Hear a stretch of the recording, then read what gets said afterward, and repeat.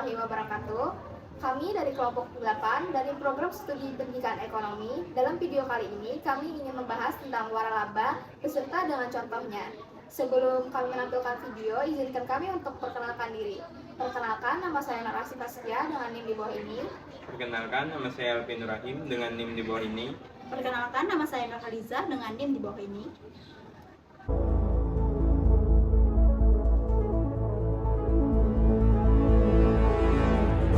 Universitas Lambung Mangkurat merupakan universitas tertua dan terbaik di Kalimantan dengan akreditasi A menurut Badan Akreditasi Nasional Perguruan Tinggi tahun 2019 dengan mahasiswa yang berasal dari berbagai daerah, dalam dan luar negeri, serta menjadi tujuan favorit mahasiswa perguruan tinggi lain sebagai mitra dalam MBKM. Sejak didirikan pada 21 September 1958, Universitas Lambung Mangkurat telah berkembang menjadi perguruan tinggi yang maju, inovatif, kolaboratif, dan profesional, serta menghasilkan lulusan yang memiliki kompetensi terbaik di bidangnya. Pada bulan Maret tahun 2022, Universitas Lambung Mangkurat atau disebut ULM telah berubah status dari PTN Satuan Kerja menjadi PTN Badan Layanan Umum atau BLU. Dengan status BLU, ULM diberi keleluasan untuk memanfaatkan sumber daya yang dimiliki untuk meningkatkan pelayanan kepada masyarakat. Kini, di bawah kepemimpinan Rektor Profesor Ahmad, ULM telah memiliki 1.326 dosen. 104 orang diantaranya adalah guru besar, 947 tenaga kependidikan, dan 30.298 mahasiswa aktif. Sumber daya ini tersebar di 11 fakultas, 1 program pasca sarjana, dan beberapa lembaga. Dengan visi dan misi mewujudkan ULM sebagai universitas terkemuka dan berdaya saing di bidang lahan basah, ULM terus berusaha meningkatkan sarana dan prasarana pembelajaran, penelitian, dan pengabdian kepada masyarakat, serta kegiatan pendukung lainnya yang mengarah bidang lahan basah. Kampus ULM berada di 2 kota, yaitu di Kota Banjarmasin dan Kota Banjarbaru. Kampus Banjarmasin dengan luas 49 hektar terdiri atas 5 fakultas. Dan kampus Banjarbaru dengan luas 46 hektar terdiri atas 6 fakultas. ULM memiliki 17 prodi dengan akreditasi unggul, 20 prodi dengan akreditasi A, 13 prodi dengan akreditasi baik sekali, serta 9 prodi dengan akreditasi baik.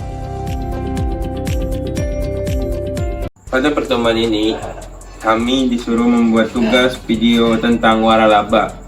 Waralaba bisnis adalah bentuk kerjasama bisnis antara pemilik merek suatu produk dengan pihak lain yang ingin memasarkan produk tersebut. Kerjasama yang terjadi antara keduanya akan melimpahkan izin penggunaan merek produk, pengolahan produk, buat ciri khas yang memiliki hingga penggunaan sistem operasional. Kendala utamanya ialah proses pembangunan bisnis yang tidak mudah karena perlu memiliki modal, ide bisnis, sumber daya, dan strategi pemasaran yang tepat. Kini banyak orang lebih memilih bergabung dengan bisnis waralaba daripada memulai bisnis dari nol. Jenis-jenis waralaba berdasarkan jenisnya, waralaba terbagi menjadi beberapa jenis. Yang pertama ada jenis waralaba berdasarkan produknya. Berdasarkan produknya, waralaba terbagi menjadi 3. Yang pertama adalah waralaba barang. Waralaba barang adalah suatu jenis waralaba yang menjual suatu barang. Contohnya bisa kita temui seperti Thai tea, coffee shop, fried chicken, dan lain sebagainya. Yang kedua adalah waralaba jasa. Waralaba jasa adalah jenis waralaba yang menjual suatu produk layanan jasa tertentu seperti salon, bengkel, tempat les, dan lain sebagainya. Yang ketiga adalah waralaba gabungan, yaitu jenis waralaba campuran dari waralaba produk dan waralaba jasa. Contohnya seperti salon, tetapi salon tersebut juga menjual alat kosmetik buatannya sendiri. Yang kedua, ada jenis waralaba berdasarkan lokasi asalnya. Berdasarkan lokasi asalnya, waralaba terbagi menjadi dua jenis. Yang pertama adalah waralaba mancanegara. Waralaba mancanegara adalah waralaba yang menjual suatu produk yang berasal dari luar negeri. Contohnya seperti McDonald's, KFC, dan Starbucks. Yang kedua, ada waralaba dalam negeri, yaitu suatu jenis produk waralaba yang menjual hasil dari dalam negeri yang brandnya terkenal di kalangan masyarakat seperti Indomaret, Alfamart, dan Jeko Donuts. Habis.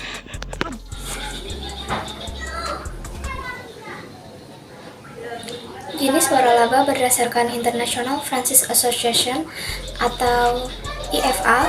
Adapun bisnis waralaba yang dikelompokkan menurut International Franchise Association atau IFA yaitu satu produk Prancis. Jenis waralaba satu ini yaitu pemilik brand memiliki kontrol penuh terhadap pihak yang menjual kembali atau mendistribusikan produknya. Biasanya dalam kesepakatan antara pihak pemilik dan distributor atau pebisnis waralaba tersebut terdapat kesepakatan berupa hak cipta untuk menggunakan merek. Tapi sebelumnya franchise akan membayar sejumlah uang tertentu.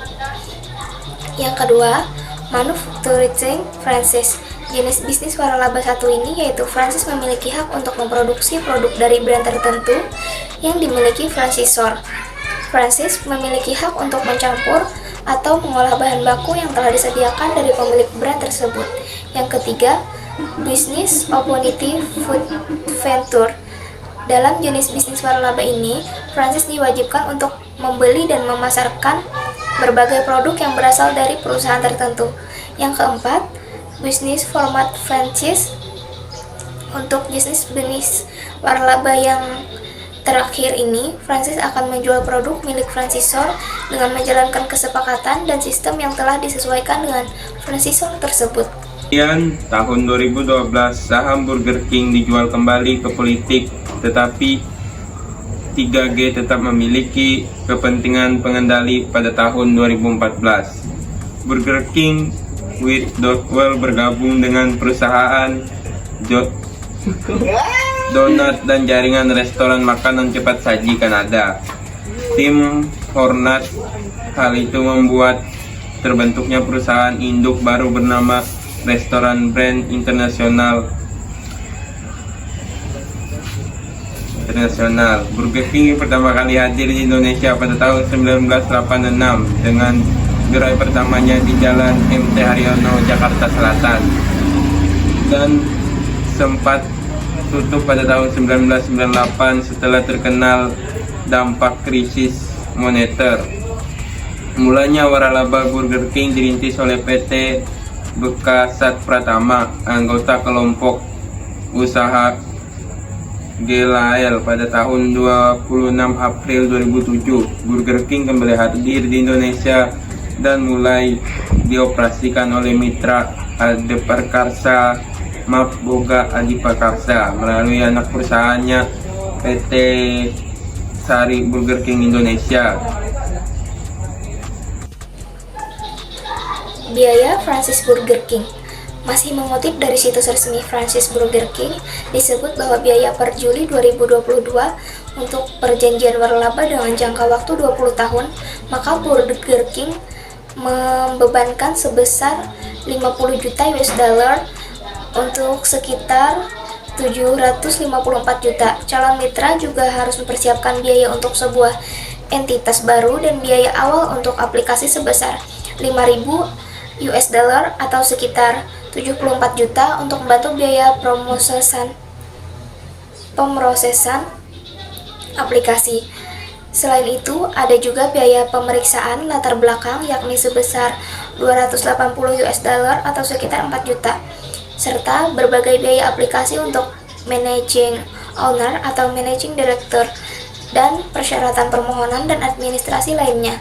Terkait royalti, nantinya mitra dari franchise diharuskan membayar biaya royalti sebesar 4,5% dari penjualan mereka per restoran ke Burger King pusat, dan mitra pun diwajibkan untuk menyumbangkan 4% dari penjualan mereka per restoran ke Burger King Adventuring Fund.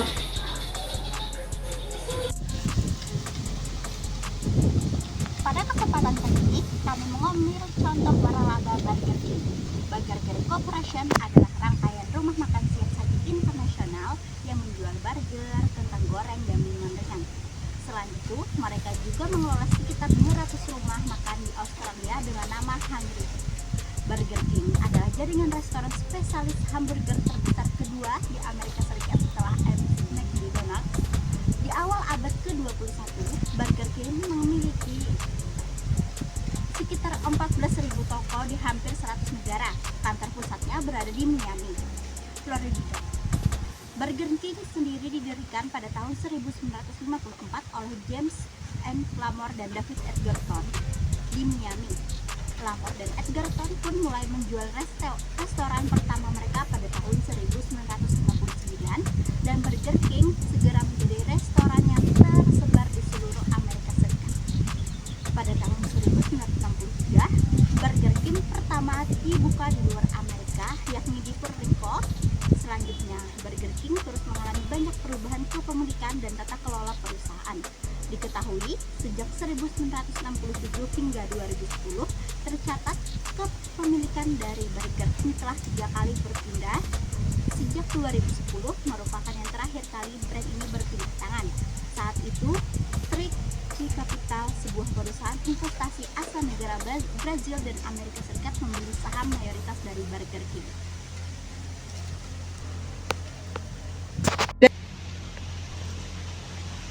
Kekurangan waralaba Burger King.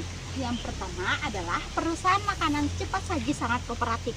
Artinya Burger King harus bersaing dengan perusahaan lain seperti McDonald's, KFC, dan Starbucks. Yang kedua, restoran tersebut banyak menyediakan berbagai macam aneka menu, akan tetapi ada beberapa pelanggan yang memiliki selera makanan yang sangat spesifik. Yang ketiga, banyak pelanggan yang mengira bahwa harga dari Burger King adalah mahal. Hal tersebut membuat daya tarik dari Burger King akan berkurang. Yang terakhir adalah Burger King memiliki mitra bisnis. Apabila terjadi masalah dalam mitra bisnis tersebut, maka akan berdampak pada operasional restoran. Yang ketiga, perusahaan ini memiliki ribuan restoran di seluruh dunia, memberikan akses yang mudah bagi pelangganan di berbagai lokasi. Yang keempat, restoran ini memiliki hubungan yang kuat dengan mitra bisnisnya, seperti mitra franchise, pemasok, dan lainnya. Kelebihan waralaba Burger King. Yang pertama, Burger King telah membangun merek yang sangat kuat dan dikenal di seluruh dunia. Yang kedua, restoran ini menawarkan berbagai macam menu, termasuk burger, ayam, ikan, dan banyak lagi, sehingga dapat memenuhi beragam selera. Terima kasih telah menonton video dari kami, semoga bermanfaat. Mungkin cukup itu saja yang dapat kami sampaikan, dan kami akhiri dengan Wassalamualaikum warahmatullahi wabarakatuh.